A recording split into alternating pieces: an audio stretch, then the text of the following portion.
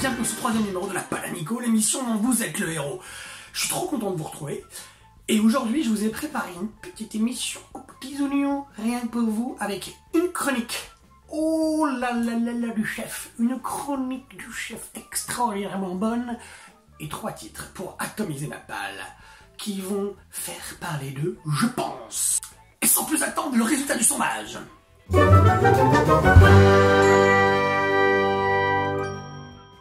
Dans la dernière page, je vous proposais de voter pour les 3 titres suivants. Neonomicon, Preacher et Avengers vs X-Men.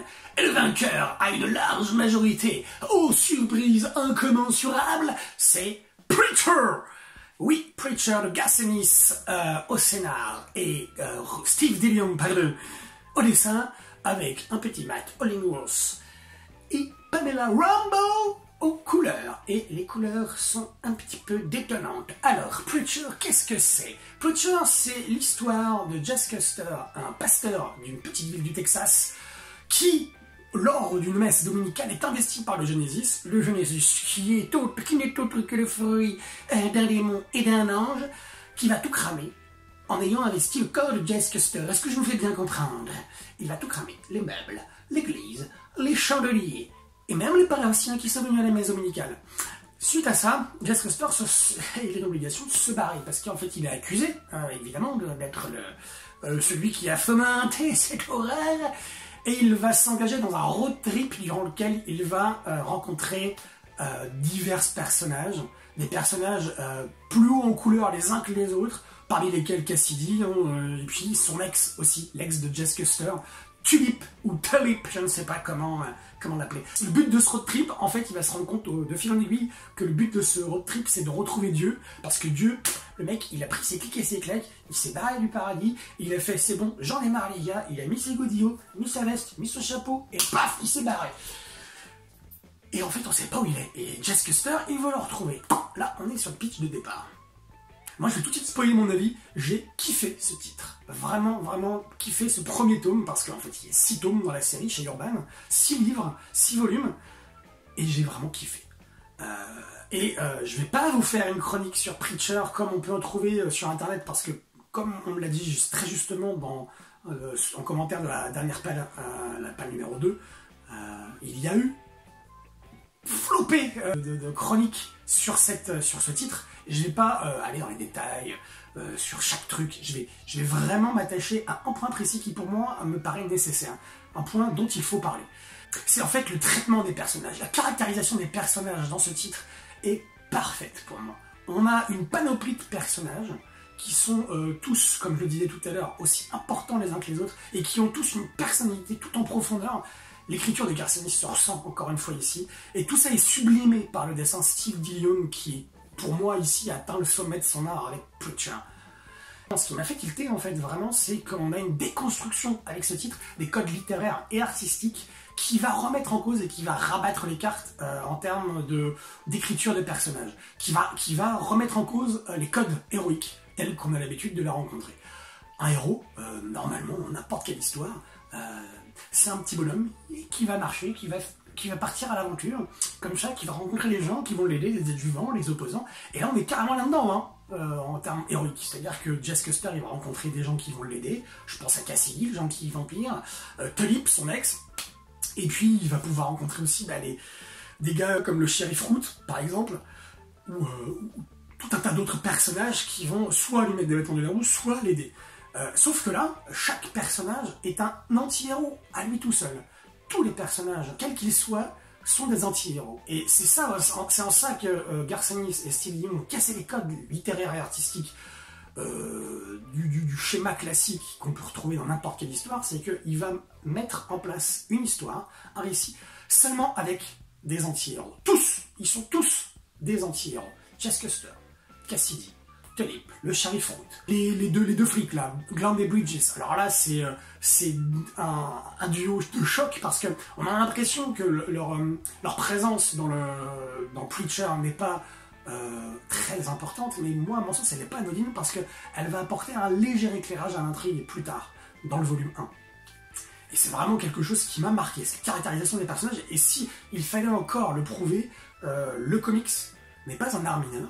Là, on a profondément des codes littéraires qui sont repris, qui sont appropriés par Garth Ennis et Steve Dillon, mais qui sont complètement déconstruits et complètement décodés. C'est carrément ça en fait. On a une certaine... C'est pas qu'on est mal à l'aise parce que on se prend d'affection très rapidement pour tous les personnages. Mais on n'a pas l'habitude de voir des personnages en plein centre d'une histoire qui sont tous des anti-héros. Parfois on a un ou deux anti-héros qui sont importants. Je pense à Jean Constantine dans Hellblazer qui est un anti-héros parfait. Mais autour de lui, il n'y a pas que des anti-héros. Et dans Jess Custer, on a vraiment que ça, que du anti-héros, vraiment. Et c'est ça qui m'a vraiment, vraiment marqué dans ce titre. C'est tellement bien mené. C'est mené tambour battant d'ailleurs, c'est vraiment rythmé, très rythmé, on se prend vite au rythme, ça se fait rapidement, hein, même si dans le volume 1 il y a 12 issues, 12 chapitres, ce qui fait pour l'intégrale 72 issues, c'est quand même quelque chose d'énorme. Et moi j'ai vraiment lu la chose au rythme où ça a été écrit, c'est-à-dire très rapidement, tambour battant, alors parfois on perd haleine, on perd le souffle, mais l'intelligence d'Urban, c'est d'avoir inséré entre chaque issue le courrier des lecteurs des éditions originales.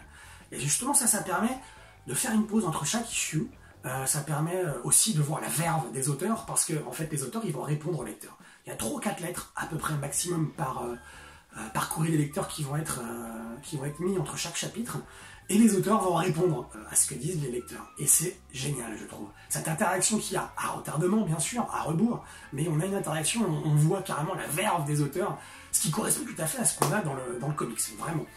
Une dernière chose sur ce titre, qui m'a, vous l'avez compris, énormément plu, c'est que on a forcément, c'est un titre qui est sorti dans les années 90, donc on a une influence typique de la pop culture de l'époque, de la fin des années 80 et des années 90. Il y a du Watchmen dans ce titre-là parce qu'on assiste à des questionnements existentiels de tous les personnages. Vraiment, les personnages se posent des questions sur eux-mêmes, sur leur utilité.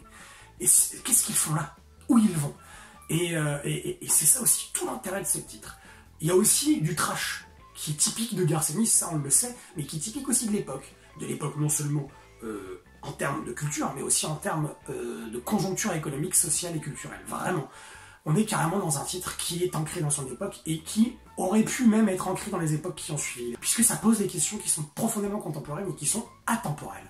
Donc comme vous l'avez compris, moi ce titre, je l'ai adoré. Et maintenant, il est temps de passer aux 3 titres qui vont atomiser ma palle. Alors parmi les 3 titres que j'ai choisi de soumettre à votre sondage, il y a Top 10 d'Alan Moore, Jen Ha et Zambel Cannon. Il y a également Spawn, les intégrales 2 et 3, publiées chez Delcourt en 2007. Et il y a le dernier, mais pas les moindres, Marshall Law, de Pat Mills et Kevin O'Neill, paru en 1987. Top 10, qu'est-ce que c'est? Top 10, c'est un comics qui a été créé, c'est une série de comics qui a été créée par Alan Moore et Jen Ha et Zander Cannon, pour ne citer qu'eux en tant qu'artistes. J'avais commencé à le lire sans vraiment me prendre au jeu, parce que, comme vous pouvez le comprendre, Alan Moore c'est quand même assez verbeux, c'est quand même assez lourd comme scénario. Je dis pas que c'est pas bien, hein, c'est juste que à ce moment-là, quand je l'ai lu, c'était pas le bon moment, et donc je me suis dit je vais le reposer pour mieux le reprendre plus tard, mais du coup j'y suis pas revenu. Donc je soumets ce titre à votre vote. Et Top 10, qu'est-ce que c'est? Top 10, c'est l'histoire, ça prend place à Néopolis, dans une société totalement futuriste, où tous les hommes tous les habitants de Néopolis sont des surhommes. Et on va suivre les pérégrinations et le quotidien d'un commissariat du 10e district qui est surnommé Top 10, d'où le titre du comics.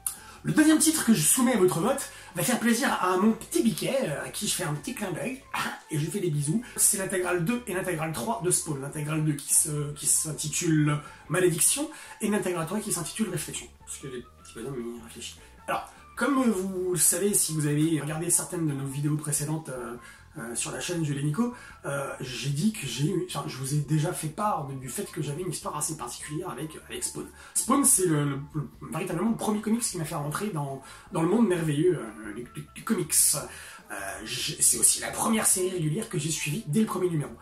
J'ai suivi cette série régulière à sa sortie en kiosque chez Semic, il me semble, dans les années 96-97, et j'ai dû lire l'équivalent de la première intégrale qui a été éditée chez Delcourt quelques années plus tard. Donc ça correspond à peu près aux issues 1 à 11.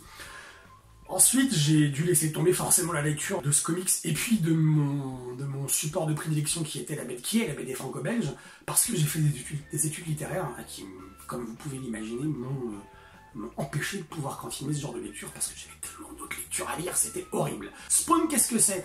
Spawn, c'est l'histoire d'un mercenaire de l'armée américaine qui va se faire piéger par ses supérieurs. C'est l'histoire de Hal Simmons qui va trépasser, qui va se faire cramer, qui va se faire trucider la tronche, et qui au moment de passer de l'autre côté va rencontrer le diable qui va lui proposer un marché.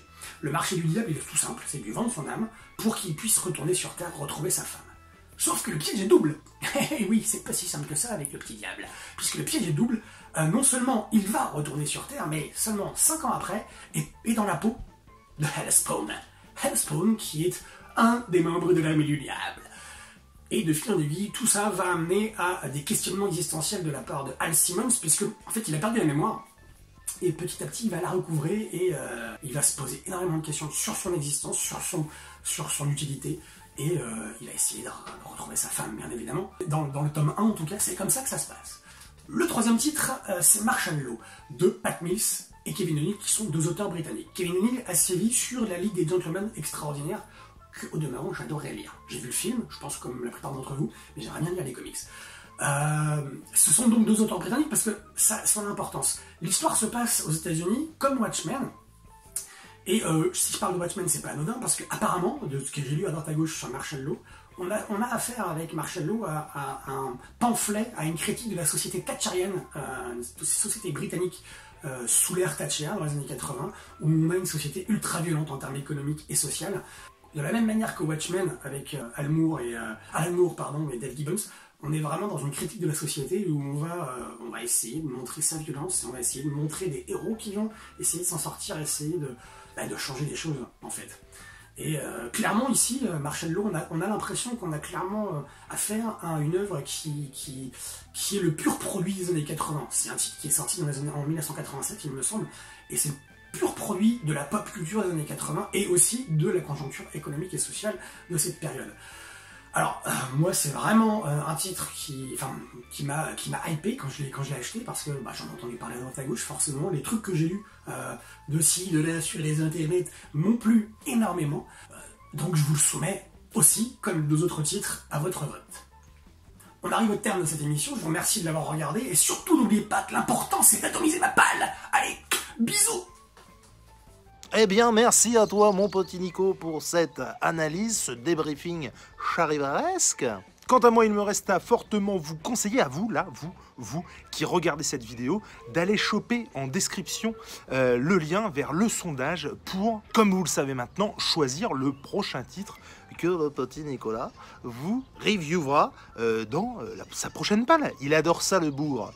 Allez l'aider. Alors après, j'ai envie de vous dire, allez cliquer, liker, partager cette vidéo, ça mange pas de pain et ça fait plaisir et ça aide grandement la chaîne. En attendant, je vous fais des gros bisous, à ciao dans une prochaine palle.